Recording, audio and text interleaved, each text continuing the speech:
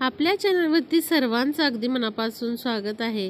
तर 9 एप्रिलला मंगळवारी आहे गुढीपाडवा आणि गुढीपाडव्या दिवशी लक्ष्मीकारक अशा गोष्टी केल्यामुळे लक्ष्मीकारक काही कामं आपण केल्यामुळे नक्कीच आपल्याला त्याचा खूप छान फायदा होतो।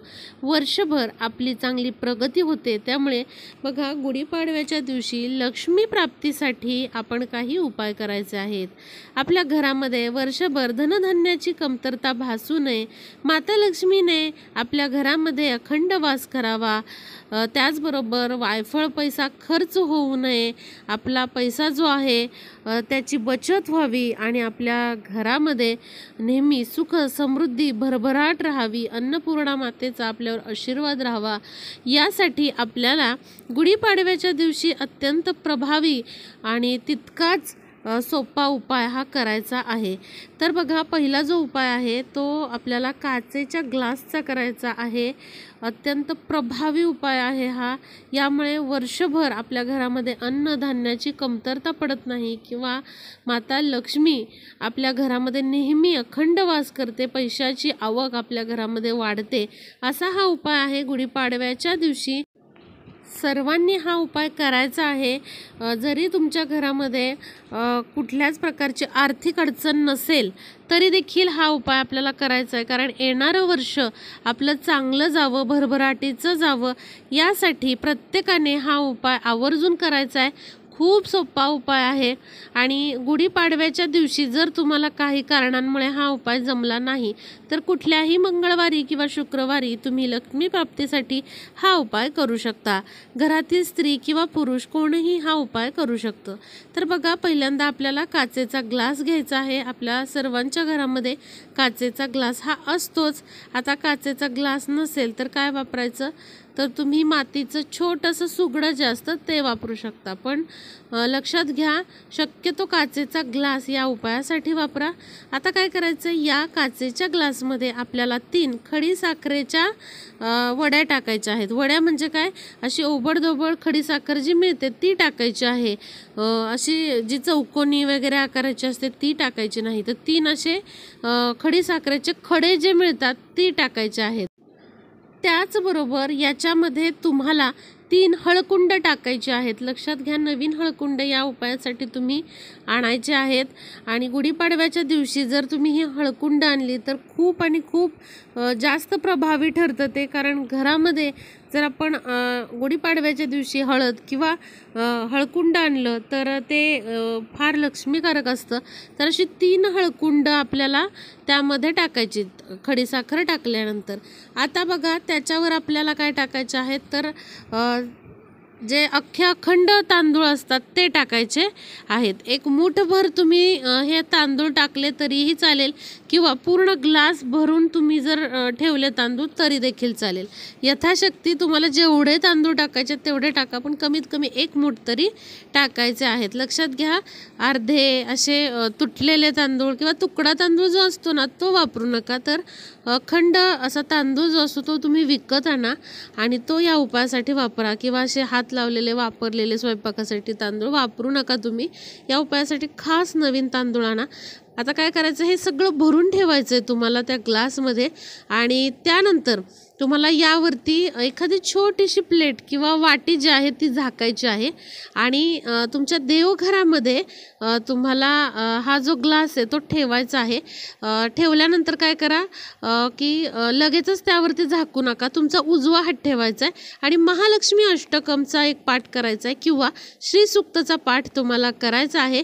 आणि जर तुम्हाला म्हणता येत नसेल तर तुम्ही यूट्यूबवरती दोन्हीही ऐकू शकता। त्यानंतर गुढीपाडव्या दिवशी तुम्हाला 1 तास तुमच्या देवघरामध्ये माता लक्ष्मीच्या मूर्तीसमोर किंवा देवघरासमोर तुम्हाला हा ग्लास जो आहे तो ठेवायचा आहे आणि तुमचं ते महालक्ष्मी अष्टकम श्रीसूक्त म्हणून झालं, हात काढायचा आहे तुम्हाला, त्यावरती झाकण ठेवायचं आहे किंवा एखादी छोटीशी वाटी तुम्ही ठेवू शकता। तासभर तिथे तुम्हाला ठेवायचं आहे आणि त्यानंतर हा जो ग्लास आहे तो उचलायचा आहे आणि जी पूर्व दिशा असते किचनची, तर ती पूर्व दिशेची जी भिंत आहे तिथे तुम्हाला कुंकवाने स्वस्तिक काढायचं आहे त्या भिंतीवरती.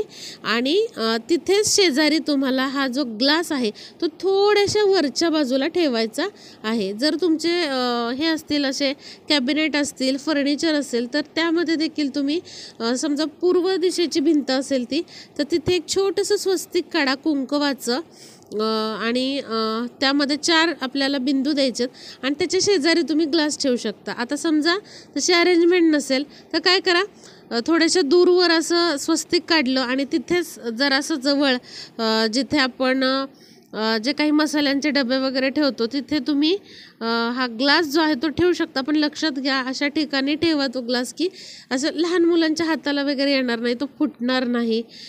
थोडासा उंचीवरती तो ग्लास ठेवायचा आहे. बघा, खूप आणि खूप प्रभावी उपाय आहे आणि गुढीपाडव्याच्या दिवशी आपण हा उपाय करतोय. त्यामुळे बघा, आपल्याला या उपायामुळे आपल्या घरामध्ये नेहमी अन्नधान्याची बरकत राहते. माता लक्ष्मी आपल्या घराकडे आकर्षित होते. फक्त लक्षात घ्यायचं आपल्याला, खडीसाखरेचे जे ओबड-दोबड असतात ना तुकडे, ती खडीसाखर वापरायची आहे, हळकुंड वापरायचं आणि अख्खे तांदूळ वापरायचे. पावशरभर तुम्ही तांदूळ त्या दिवशी घेऊन या. दिवसभरात कधीही तुम्ही हा उपाय करू शकता. गुढी उभारल्यानंतर हा उपाय केला तरीही चालेल, पण अवश्य गुढीपाडव्याच्या दिवशी करा. वर्षभर आपल्याला याचा खूप चांगला अनुभव येतो. आता हे बदलायचं कधी, तर तुम्ही कोणत्याही शुक्रवारी, मंगळवारी समजा तुम्हाला वाटलं की बाबा आता हे मला बदलायचं किंवा 15 दिवसांनी वाटलं, तर याच्यातले तांदूळ तुम्ही वापरू शकता. हळकुंड देखील वापरू शकता आणि खडीसाखर देखील तुम्ही वापरायची आहे. फेकून याच्यातलं काहीच द्यायचं नाही, कारण लक्ष्मी प्राप्तीसाठी, लक्ष्मीला आकर्षित करण्यासाठी आपण हा उपाय करत असतो. अवश्य गुढीपाडव्याला तुम्ही हा उपाय करा. घरातील महिलांनी केला तर अतिशय चांगलं होईल. महिलांना त्या दिवशी समजा जमलं नाही तर घरातील पुरुषांनी केला तरीही चालेल.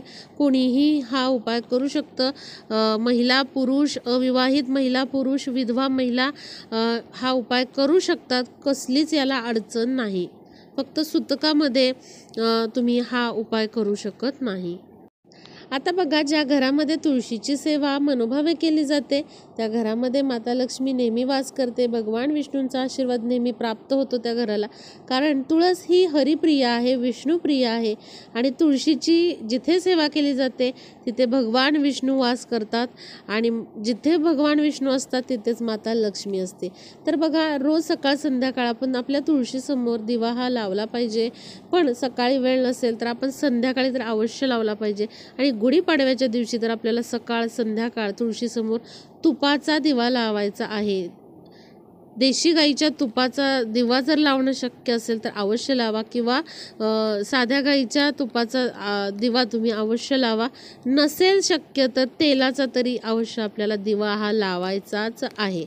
आता बघा, असा दिवा लावल्यानंतर आपल्याला तुळशीला ना 2 वस्तू अर्पण करायच्या आहेत. तुमच्याकडे जर चांदीची वाटी असेल तर अवश्य ती घ्या. नसेल चांदीची वाटी तर गुढीपाडव्याच्या दिवशी अत्यंत शुभ मुहूर्त असतो चांदी खरेदी करण्यासाठी, सोनं खरेदी करण्यासाठी. या दिवशी थोडं तरी सोनं किंवा मग चांदी अवश्य तुम्ही खरेदी करायची आहे. नसेल वाटी तर अवश्य तुम्ही चांदीची एखादी वाटी घेऊन या आणि त्या वाटीतून कच्चं दूध थोडंसं आपल्याला तुळशीला अर्पण करायचं आहे.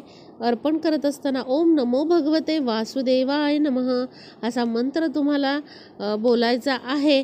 आता बघा, ही जी वाटी आहे चांदीची ती घेणं शक्य नसेल किंवा तुमच्याकडे नसेलच घरामध्ये तर काय करा, स्टीलची वाटी तुम्ही घेऊ शकता. त्यातून तुम्ही असं कच्चं दूध तुळशीला अर्पण करायचं आहे. गाईचं दूध अर्पण करणं शक्य असेल तर अवश्य गाईचं दूध अर्पण करा. नसेल शक्य तर कुठलंही दूध तुम्ही, म्हशीचं किंवा गाईचं कच्चं दूध तुळशीला अर्पण करायचं आहे. त्यानंतर तुम्हाला काय करायचं आहे, चिमूटभर हळद घ्यायची आहे आणि ही हळद देखील तुम्हाला तुळशीला अर्पण करायची आहे. ओम नमो भगवते वासुदेवाय नमः असा जप करायचा आहे आणि मनोभावे तुम्हाला नमस्कार करायचा आहे तुळशीला. अवश्य गुढीपाडव्याच्या दिवशी हा उपाय देखील तुम्हाला करायचा आहे. या उपायामुळे कितीही दारिद्र्य, गरिबी तुमच्या घरामध्ये असू द्यात ती आपल्या घरामध्ये तग धरू शकत नाही. त्या घरामध्ये माता लक्ष्मी, भगवान विष्णूंचा आशीर्वाद हा अखंड राहतो. बघा, हा उपाय तुम्ही जर गुरुवारी जर केलात तर प्रचंड खूप असे चांगले बदल, आश्चर्यकारक बदल तुमच्या आयुष्यामध्ये घडतील. ज्या गोष्टी तुम्ही कधी स्वप्नातही बघितल्या नव्हत्या की बाबा एवढं चांगलं माझं होईल, या गोष्टी तुमच्या आयुष्यात घडतील. पण बघा, गुढीपाडव्याचा अतिशय शुभ दिवस आहे, त्यामुळे या 2 वस्तू आपल्याला तुळशी मातेला अर्पण करायच्याच आहे. कच्चं दूध आणि चिमूटभर हळद आपल्याला अर्पण करायची आहे आणि काचेच्या ग्लासचा जो उपाय आहे तो पण आपल्याला अवश्य करायचा आहे. आता बघा, गुढीला शेवयांचा नैवेद्य तुम्ही या दिवशी दाखवायचा आहे, गुढी उभारल्यानंतर लगेचच. आणि त्याचबरोबर तुळशीला देखील असा हा नैवेद्य आपल्याला दाखवायचा आहे. कोणता तर शेवयांची खीर जी असते ती बनवून तुळशीला देखील तुम्ही असा नैवेद्य दाखवा. देवघरामध्ये देखील तुम्हाला असा शेवयांच्या खिरीचा नैवेद्य दाखवायचा आहे. तर अवश्य हे मी सांगितलेले दोन्हीही उपाय तुम्ही गुढीपाडव्याच्या दिवशी करा. वर्षभर आपल्याला दिवसेंदिवस प्रगती होत जाईल. तुम्हाला स्वतः अनुभव येईल की खूप सारे मार्ग खुले होत आहेत. आणि बघा, हे उपाय तुम्ही कोणत्याही गुरुवारी, शुक्रवारी वर्षभर करू शकता. इतके प्रभावी उपाय आहे. पण सुरुवात मात्र नक्की तुम्ही गुढीपाडव्याला करा. आश्चर्यकारक आणि चमत्कारिक असे खूप चांगले बदल तुमच्या आयुष्यामध्ये होतील. आणि व्हिडिओला जास्तीत जास्त शेअर करा, म्हणजे सर्वजण हा उपाय करू शकतील आणि नक्कीच कोणाला तरी खूप चांगला मार्ग सापडू शकतो. हे उपाय केल्यामुळे कोणाची तरी अडचण यामुळे दूर होऊ शकते, कोणाची तरी प्रगती होऊ शकते. त्यामुळे जास्तीत जास्त व्हिडिओला शेअर करा. गुढीपाडव्याच्या सर्वांना खूप खूप शुभेच्छा.